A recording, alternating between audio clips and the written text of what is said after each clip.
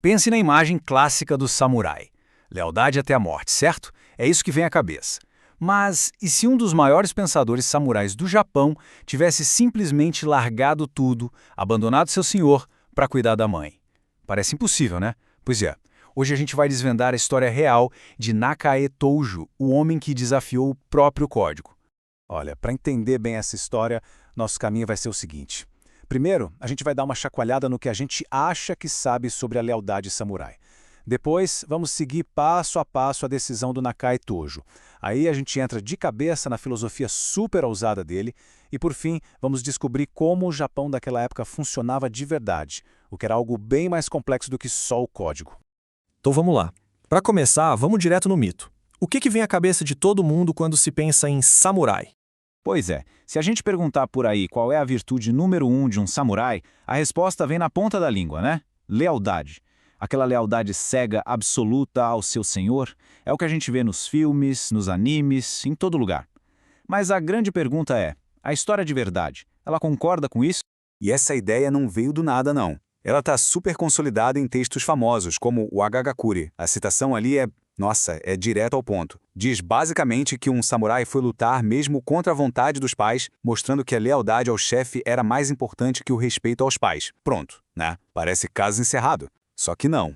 E é aqui que a coisa começa a ficar interessante. Porque essa ética samurai, do jeito que a gente conhece, bate de frente com uma tradição muito mais antiga e fundamental. O confucionismo, que foi a base de muita coisa ali. No pensamento confucionista, a regra de ouro, o pilar de tudo, é a piedade filial, ou seja, o dever com os pais vem em primeiro lugar sempre. Mas, para o samurai, parece que a lealdade ao senhor passou na frente. É uma baita contradição, né? Mas e se essa ideia de lealdade acima de tudo não for tão antiga assim? E se na verdade for uma coisa bem mais recente? Pois é, as evidências apontam que essa visão super rígida foi, em grande parte, martelada por escritores nacionalistas lá nos anos 1930, 1940. Eles queriam criar uma imagem específica do Japão, do guerreiro japonês, ou seja, era mais propaganda do que história real. E a prova viva de que esse mito não se sustentava na realidade é a história de um cara que viveu muito, mas muito antes disso tudo. O nome dele, Nakae Toujo. A vida dele, gente, é um tapa na cara de tudo isso que a gente acabou de questionar. Dá uma olhada no caminho que o Toujo percorreu. Esse conflito interno dele começou bem cedo. Imagina só, com 12 anos de idade, ele já estava pensando que a dívida que ele tinha com os pais era maior do que com qualquer senhor. E essa ideia ficou com ele. Aos 19 ele virou um samurai, como se esperava, mas aos 26 ele já estava escrevendo poema, desejando poder largar tudo para cuidar da mãe.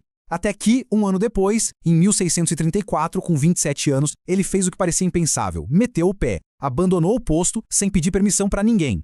E a justificativa dele, numa carta para o seu senhor, foi a mais simples e humana possível. Ele disse, minha mãe depende de mim, seu único filho. Não tinha desculpa, não tinha filosofia complicada, era direto ao ponto. Não era covardia, não era egoísmo, era um dever que para ele era mais alto. Mas, assim, que ninguém se engane, o que ele fez foi uma loucura, foi extremamente arriscado. Pela lei da época, abandonar o posto era traição, ponto final, e a punição para traição geralmente era a morte. O Toujo estava botando o pescoço dele na guilhotina, literalmente, pela mãe.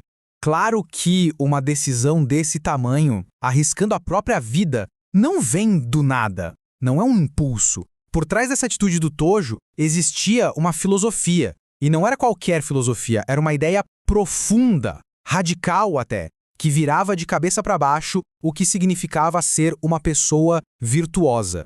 E o conceito-chave para entender tudo isso é a tal da piedade filial, em japonês, kou. Isso é muito mais do que só amor ou respeito pelos pais, viu? No pensamento confucionista, isso é a raiz de todas as virtudes. É uma obrigação sagrada, a coisa mais importante que existe. Cuidar dos seus pais e dos mais velhos. O raciocínio do Toujo era de uma lógica impressionante. Vamos lá, passo a passo.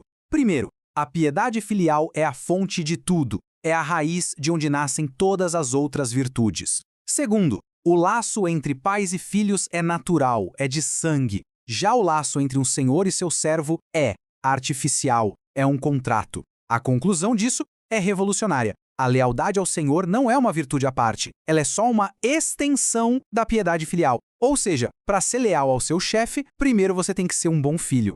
Se não for um bom filho, não tem como ser leal de verdade a ninguém. E olha só essa frase dele que resume tudo. A piedade filial é o cume da virtude e a essência do caminho nos 3 reinos do céu, da terra e do homem.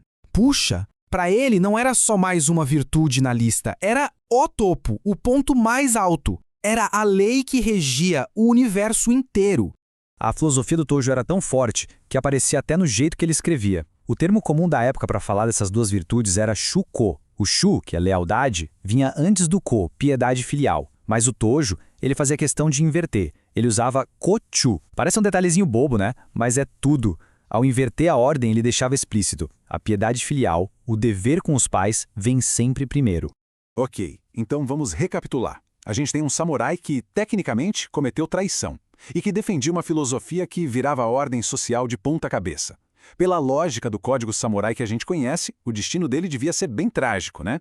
Pois é, só que a realidade foi bem mais surpreendente. Então, fica a pergunta no ar. O que aconteceu com o Tojo? Qual foi a punição por esse ato de deslealdade? Um samurai que larga o serviço para cuidar da mãe, que bate de frente com a suposta virtude máxima. O que o sistema fez com ele? A resposta? Absolutamente nada. Ele nunca foi punido. E essa reviravolta, gente, essa é a chave para entender como aquela sociedade funcionava de verdade.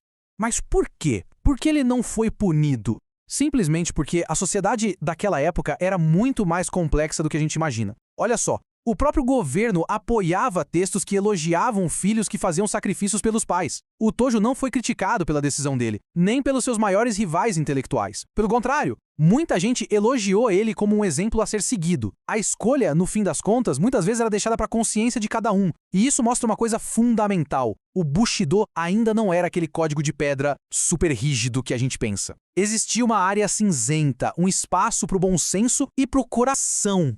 E o fim da história do Tojo é a prova final de tudo isso. Em vez de se tornar um traidor, um marginalizado, ele se tornou um professor super respeitado e ganhou até um apelido, o Sábio de Homem. A escolha dele não acabou com a vida dele. Pelo contrário, foi essa escolha que o definiu e fez dele uma lenda na sua comunidade. No fim das contas, a história do Nakai Tojo é muito mais do que só corrigir um detalhe sobre os samurais. Ela é um convite para a gente questionar tudo.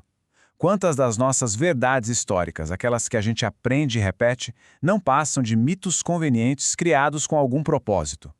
A verdade, como o Tojo mostrou na prática, muitas vezes não está escrita num código rígido, ela está no coração.